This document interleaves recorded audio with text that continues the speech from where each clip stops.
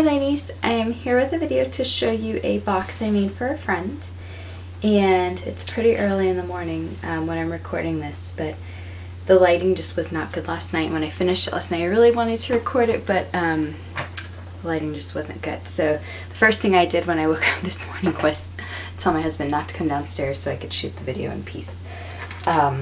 He normally watches the videos, but for some reason when I'm recording them, it makes me just really self-conscious to know someone else is listening, so I'd prefer to just be in complete privacy. But anyway, this is a box I made for a friend of mine, and I really hope she likes it. I tried to incorporate two different styles in one, and I don't know if I'm really even explaining that right, but you know, I'm really into the shabby chic look, but I also really do like the grunge look, so I tried to do a little bit of both because I know she's really into the grunge look. But I wanted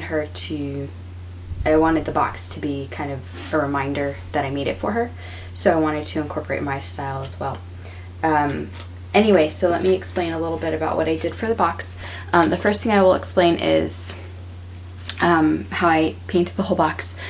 The whole box was covered with gold and silver acrylic, alcohol inks. And then after that I covered it with a coat of clear crackle, and on top of that I dry brushed black acrylic paint. And I did this throughout the whole box. Of course, a lot of it's covered, but I did paint the whole box this way. And these little feet, these were just from the wood section at Michael's, and they just looked like good little feet to use for the box. So that's how I painted the whole box is painted that way. So there's places you can see it kind of peeking through, and you know, that's how the whole thing was created. So when I went to do the box, the first thing I wanted to do is I was going to put a picture of her and her sweetie in this picture frame, but I decided against it. I'm going to put some pictures of them on the inside. And I don't know why I decided against it.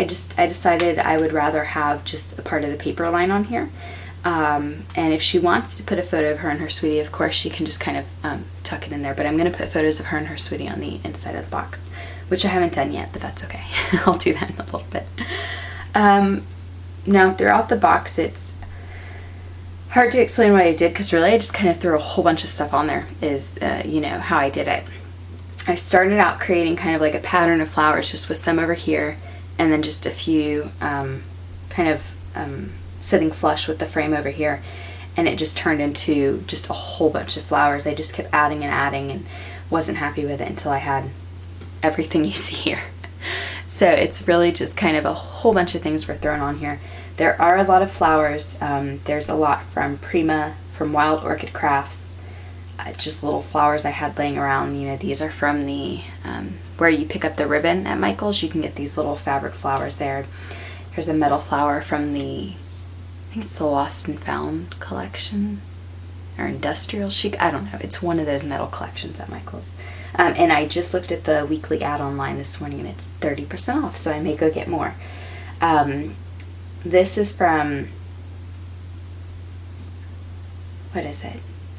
I don't remember. It's like K & Company or something. It's a really old one, but it says Beauty, and it matched the beautiful thing here, and it matched the color, so I used it. There's, you know, a domino, a fleur-de-lis, a lot of screws, and I tried to use her initial in a lot of places. So there's a few bottle caps with her initial. There's a little piece of ephemera back here that has her initial on it, and you know, there's a Scrabble tile with her initial on it as well. And then there's just a lot of, like I said, a lot of flowers, and then there's just a lot of metal pieces. And the metal pieces are all from either Tim Holtz or that. It's like a Bead Landing company. You guys know what I'm talking about. It's the mixed media collection at Michael's that just came out a few months ago.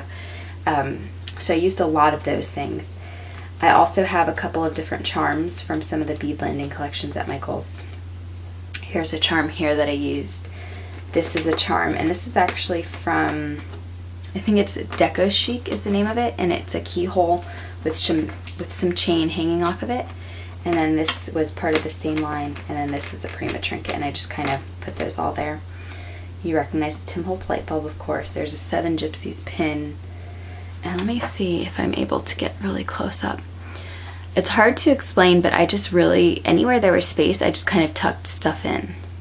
So I'll just kind of go through the box and show you. And then you'll see some little where is it, right here, tulle kind of poking out. And this is some lace, some stiff lace that I had just kind of lying around.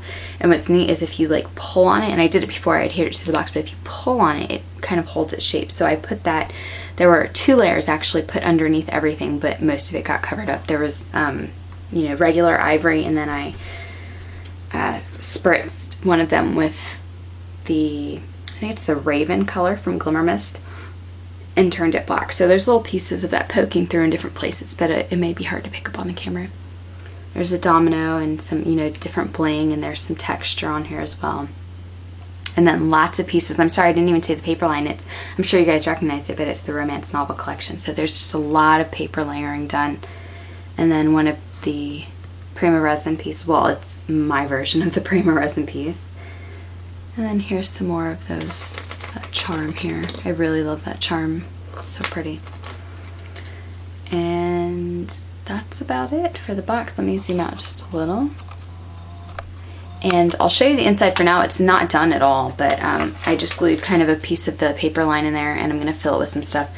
And then what I'm gonna do up here is distress some sheets from the paper collection and add some photos of her and her sweetie in here.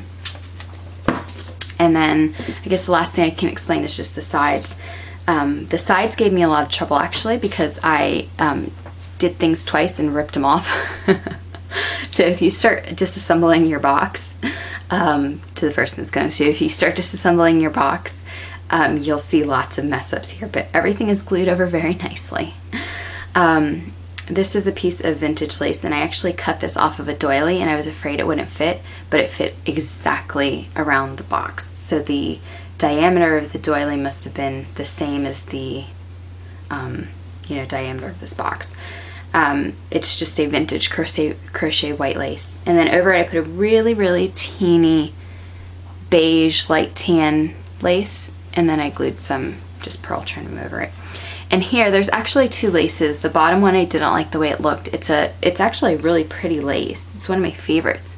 It's a tan lace, but for some reason I just did not like the way it looked on the box. So I glued this black over it, and you can still see a little bit of it coming through, but you know, it came out okay. And then this lace that's on the corners of the box, this is just one of the black laces that I have in my shop, and I just twirled it and put it all the way around because I thought putting more pearl trim would just look too much. And I didn't want to take away from all the stuff that's on the top of the box. So I just kept it kind of simple with that on the edge. So that's the box. I really hope that she likes it. She should be getting it in a couple of days, and I'm sure if she's watching this video, she knows who she is. Because I sent her some stuff a little while ago, and I told her I really wanted to make her something as well. I just didn't have the time to do it then, and I had some extra time last night. So hopefully she'll like this. And thanks so much for watching, guys. If you have any questions, just comment below. And I will be back sometime later today or in a couple of days. I have a flower back here. It's kind of hard to see, and I ended up gluing a bottle cap on top of it, but I'm going to show you how I made that flower. Really simple and easy to do. So I'll be back with that video. But thanks so much for watching, guys. I hope you're having a great weekend. Bye.